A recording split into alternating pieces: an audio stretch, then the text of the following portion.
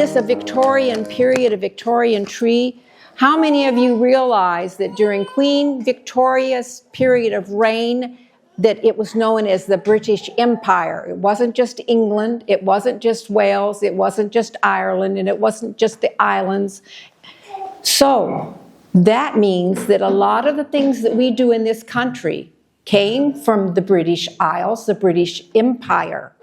And that is what I want to touch on for you. How many of you know where your ancestors came from before they came to this area? Quite a few of you. Wonderful, wonderful. Then I'm going to touch on a few different countries and see if you know a couple of facts about them. I'm going to start with France. France is the one that started the crèche. Does anybody know what crèche means?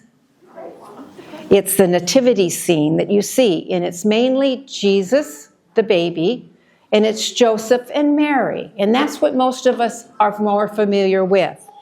But did you know that the French people were around here a lot longer and prior to the time that the British people came? Do you know that there was a battle for our freedom of this country at Vincennes? Now, for you children, when you go to school tomorrow, I bet your teacher won't know this. We have a flag in this country that's got stars and stripes. We also have a flag that is known as the Christmas flag. Anybody hear of the thing called the Christmas flag? It's a United States flag. All right, ladies, stand up tall. The battle at Vincennes was between the British and the French. Okay?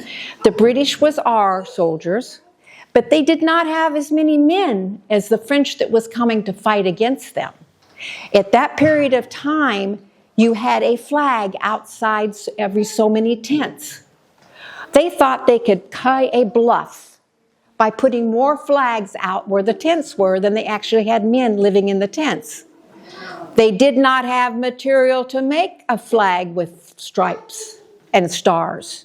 The ladies had material because it was Christmas time and the flag was made red and green. So it's known as the United States Christmas flag. How many of you even heard about that? Okay, there's a fact for you people with French background.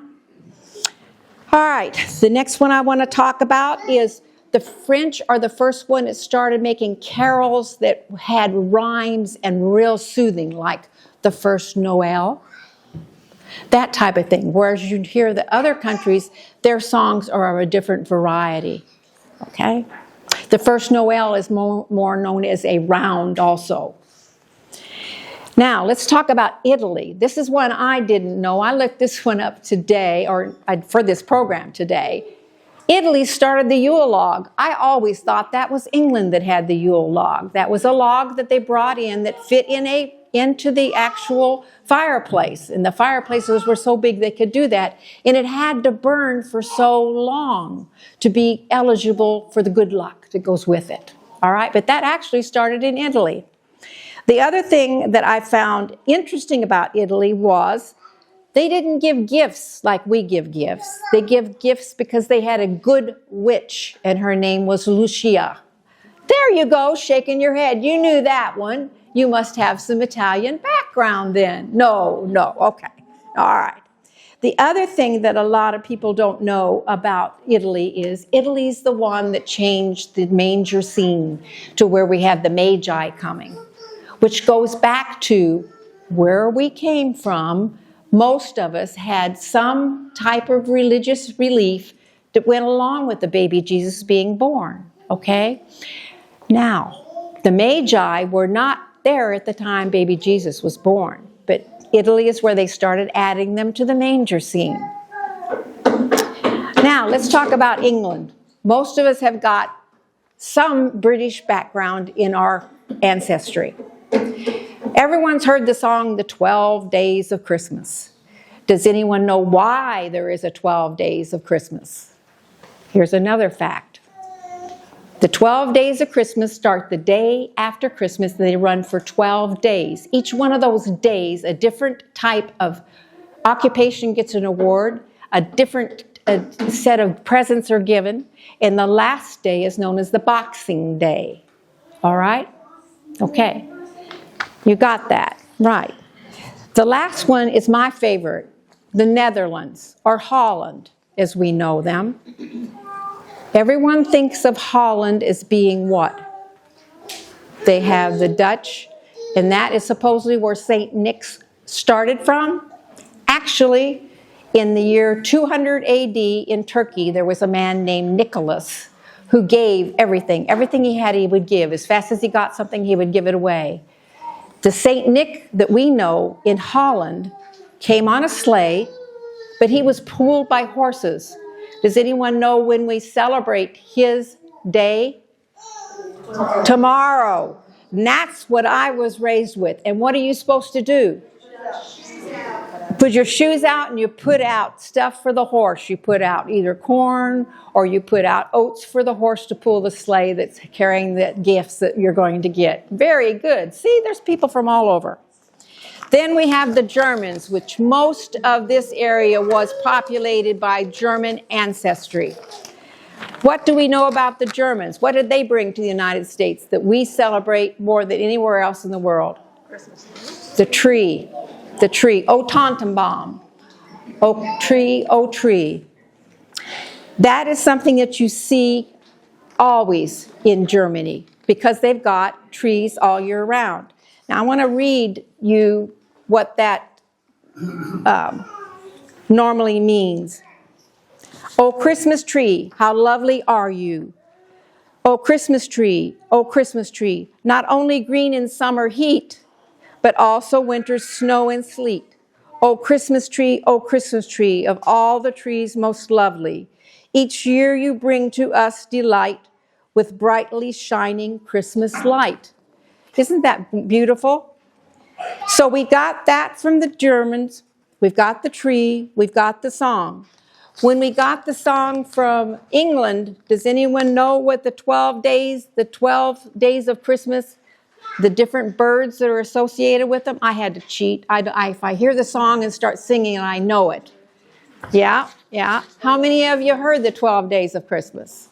My true love gave to me. He gave on the 12th day a drummer drumming. On the 11th day, a piper piping. On the 10th day, lords leaping. And on the 9th day, ladies dancing. And on the 8th day, maids milking. And on the 7th day, swans swimming. And on the 6th day, geese sleighing. And on the 5th day, golden ring. You got her. On the 4th day, calling birds. And on the 3rd day, French hens. On the 2nd day, doves. And on the 1st day, partridge in the tree. Very good. How many of you kids have heard that? See, the adults have all heard it. We've heard it from the time that we were kids, and I love to hear you coming out with the answers because that means the kids are going to be hearing that at home.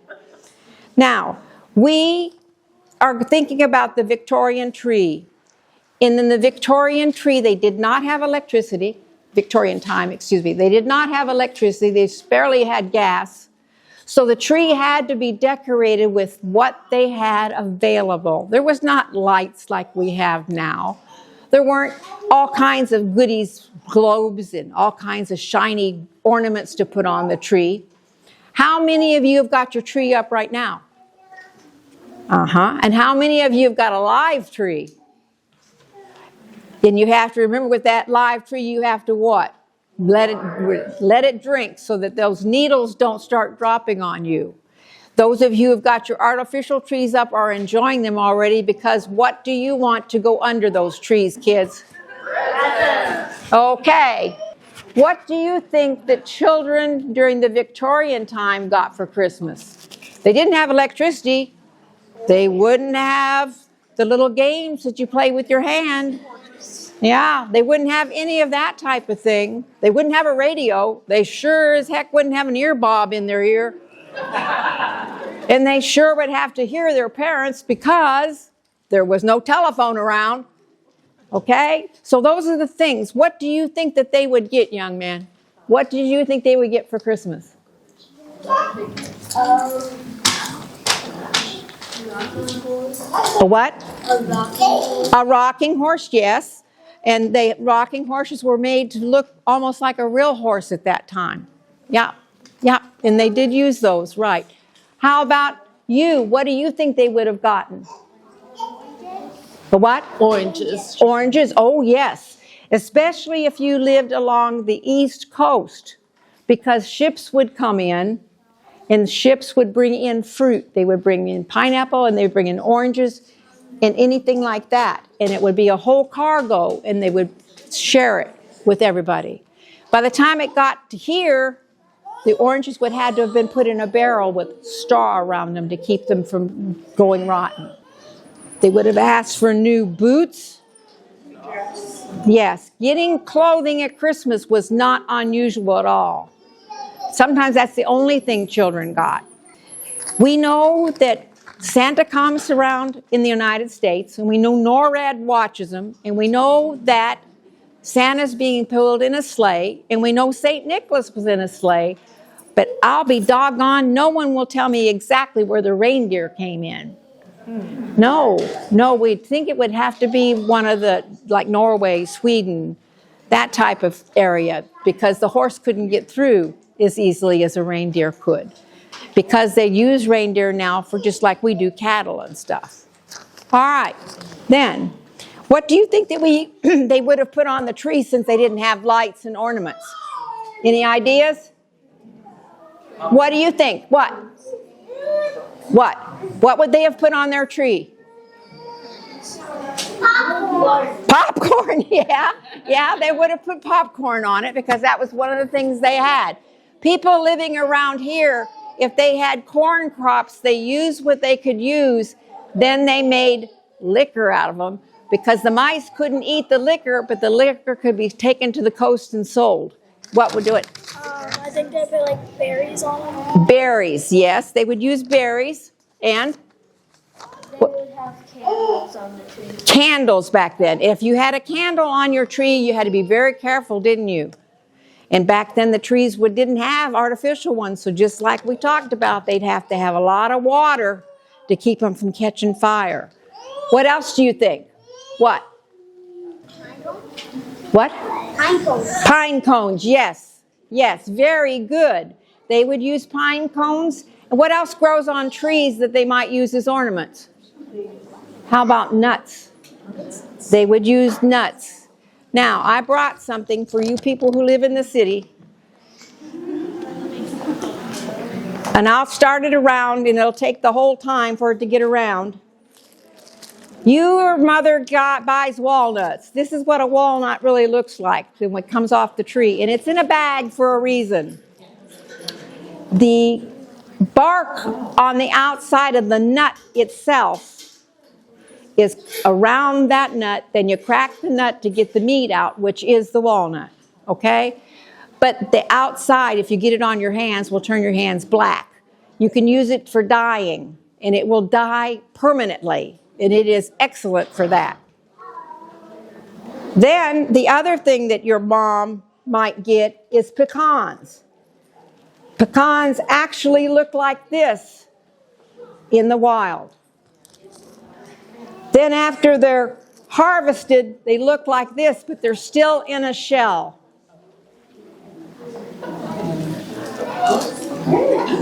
And they're numbered. They're very, very pretty. If you have a chance to pick some, do that. Then you've got your acorns and you've got your hickory nuts. These are things that they could put yarn on or old material. You can pull thread, unravel old material, and use it as strings. Okay? Those are the things. Now, the stuff that we use is ornaments and tinsel and lights, but we can put other things. We can put hydrangea, dried hydrangea up there, pampas grass. We can use coxcombs. How many of you know what a coxcomb is? Very good. Those are the plants that grow and they have red at the top of them and they stand straight up. The other thing is Osage orange. Osage orange is also known as hedge balls. If you use those, or if somebody is using them on display, the actual juice from them is poisonous. In the turn of this century, like the early 1900s, late 1800s, people picked hedge balls and put them in the ground in a row. And that's how they made their fence posts, to be in a row. The other thing is you'd put them in your basement and they would keep cockroaches and crickets and all that type of insect material away. The other things that someone told was popcorn.